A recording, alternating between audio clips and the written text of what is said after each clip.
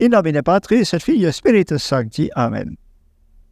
Bien, chers pèlerins, le saint homme Job, dans l'Écriture sainte, a dit que la vie de l'homme sur la terre est un combat.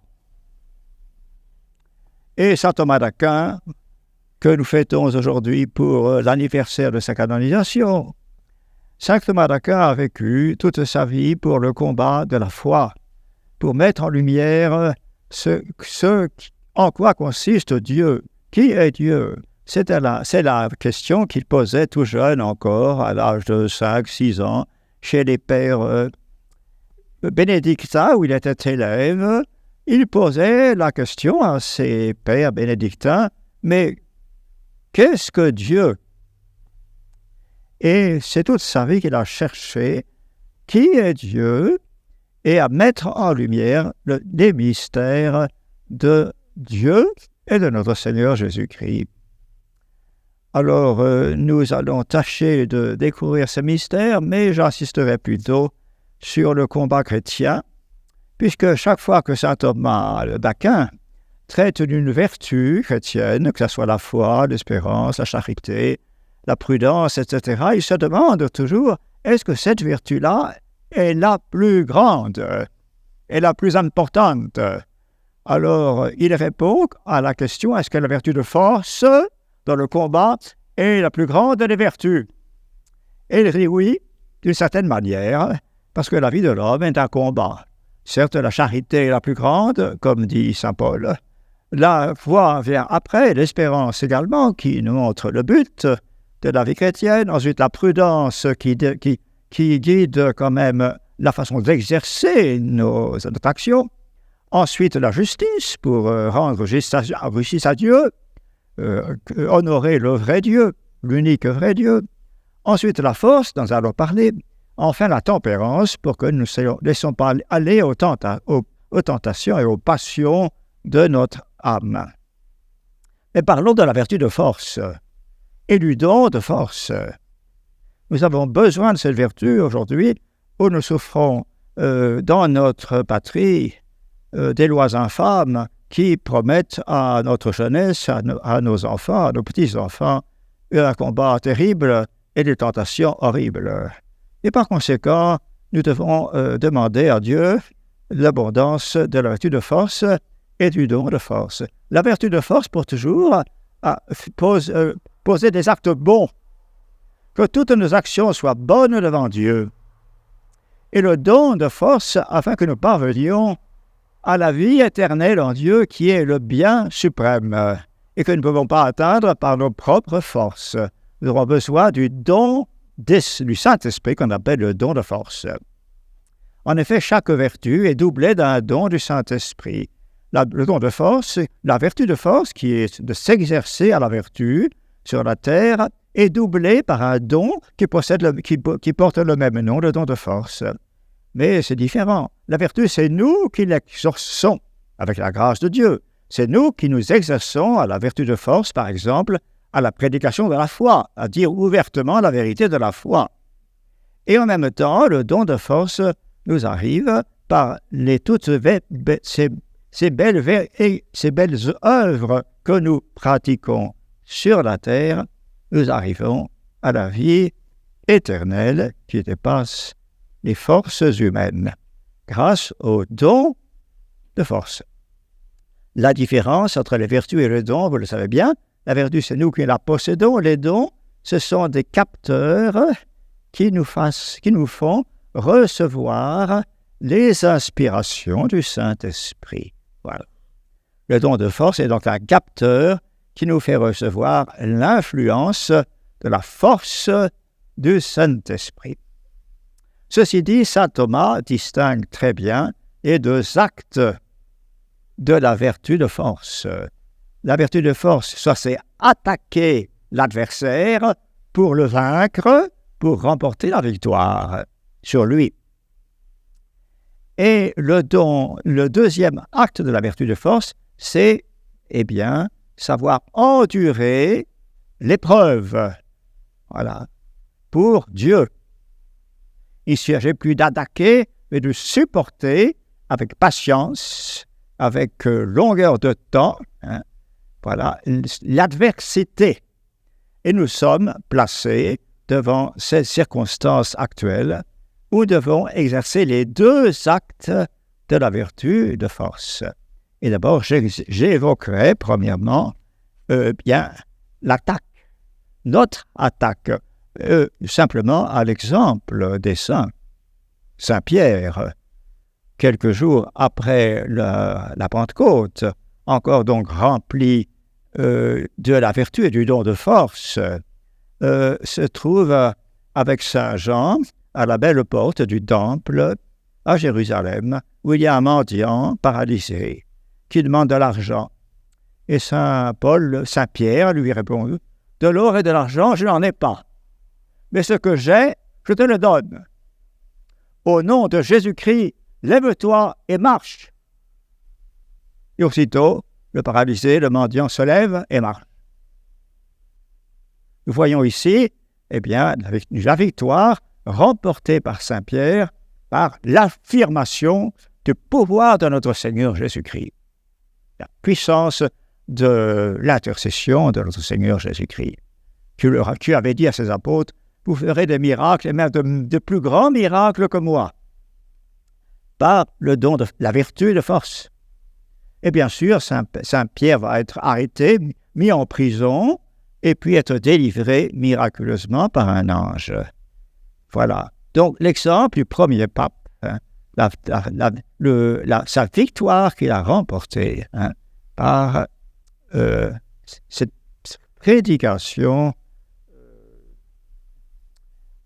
qu'il a prêché devant ses juges en disant: « C'est vous qui êtes les criminels, c'est vous qui avez tué votre Messie, le saint et le juste, vous l'avez tué en le livrant à Ponce Pilate. » Et donc il reproche clairement aux Juifs leur crime, et il ne craint pas de les affronter publiquement. Je donnerai un autre exemple de la vertu de force des Vendéens dans notre patrie pendant la Révolution, qui se sont levés en masse à cause de la persécution des prêtres que l'on mettait en prison, que l'on condamnait à mort. Ils se sont levés pour défendre la religion catholique, leur foi et leur religion. Et voilà, s'ils n'ont pas remporté une victoire terrestre, il demeure un exemple impérissable pour la France. J'aurai un autre exemple pendant la persécution communiste en Chine.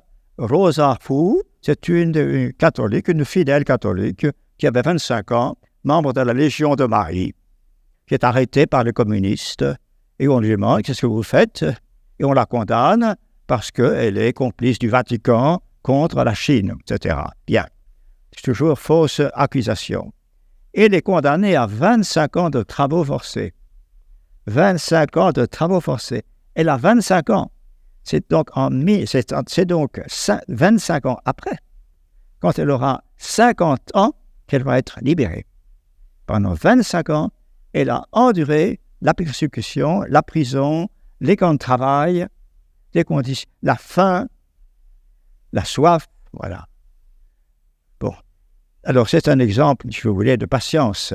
Maintenant, au deuxième acte de la vertu de force, c'est-à-dire la patience, la persévérance dans les persécutions, dans les épreuves. Je vous ai cité donc l'exemple de Rosa Hu. On a publié en anglais et en français sa vie dans les prisons de Chine, qui est un exemple de persévérance face à l'adversité, face aux menaces de mort, face à la faim et à la soif. Et bon, voilà un exemple de constance qui est donc le deuxième acte et peut-être le plus important, acte de la vertu de force, la constance dans la foi, la constance dans la fidélité à notre Seigneur Jésus-Christ, la constance dans la tradition de l'Église, la constance dans le maintien de nos écoles catholiques, véritablement, malgré les menaces. Voilà si vous voulez, le deuxième acte de la vertu de force, qui est sans doute, et saint Thomas est d'accord, l'acte principal de ces vertus, car il est très beau d'attaquer l'ennemi, mais il faut maintenir les positions acquises. Saint Thomas d'Aquin lui-même est un bel exemple de la vertu de force dans son étude acharnée de la Sainte Écriture, des pères de l'Église, pour obtenir des mystères de Dieu une certaine intelligence surnaturelle. Toute sa somme théologique qu'il a écrite est un exemple de son acharnement au travail, au labeur intellectuel, philosophique et théologique. Il est donc un exemple pour tous les étudiants en théologie et les prêtres. Et puis également un bel exemple d'exercice de la vertu de chasteté, puisque ses frères et sœurs refusaient absolument qu'il se fasse religieux, lui de race royale. Alors ils se sont opposés à sa vocation dominicaine. Alors ils ont introduit dans sa chambre une femme de mauvaise vie pour essayer de le tenter. Mais saint Thomas a pris un brandon dans le feu et l'a brandi face à cette pauvre créature et l'a chassé bien loin. Et il a bien sûr gardé toute sa vie, par la grâce de Dieu, la belle vertu de chasteté, avec une constance et une force admirable. C'est un exemple pour nous actuellement, chers fidèles, où toute notre jeunesse est menacée par la corruption morale, par les lois infâmes qui ont été votées, même le plus solennellement, et qui donc louent et font la louange des crimes et des péchés les plus infâmes et innommables. Alors bien, chères familles, prenez garde à tous ces moyens de communication modernes qui sont des moyens de corruption utilisés par le diable pour perdre les âmes et les vôtres, de vos enfants et des vôtres. Par exemple, le smartphone, comme on dit en anglais, et toutes ces choses-là qui, à l'écran, font voir et entendre des choses infâmes. Mettez bien non seulement vos enfants en garde, mais empêchez-les d'avoir ces appareils chez eux, comme nous le faisons dans nos écoles, grâce à Dieu, afin que nos cœurs restent purs dans la constance, dans la vertu de chasteté chrétienne, la vertu de pureté. Voilà. Cela correspond à la béatitude que notre Seigneur a évoquée dans le Sermon sur la montagne. Bienheureux les cœurs purs, car ils verront Dieu. La pureté du cœur de saint Thomas lui a mérité de voir Dieu. La question qu'il posait tout jeune, à 5-6 ans, qu'est-ce que Dieu? Eh bien, il a lu la réponse en accédant directement au ciel, après sa mort. Également la vertu de la persévérance que notre Seigneur Jésus-Christ a énoncée également dans le sermon sur la montagne en disant « Bienheureux ceux qui ont faim et soif de la justice, car ils seront rassasiés », c'est-à-dire bienheureux ceux qui ont soif de la sainteté, de leur sanctification et de leur salut, car ils seront rassasiés. Ils recevront la récompense éternelle.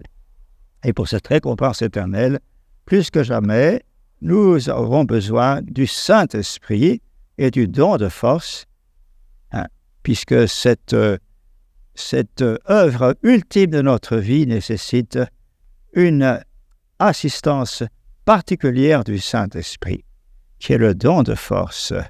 Bienheureux ceux qui ont faim et soif de la sainteté, car ils seront rassasiés. Amen. In nomine Patris et Filii et Spiritus Sancti. Amen.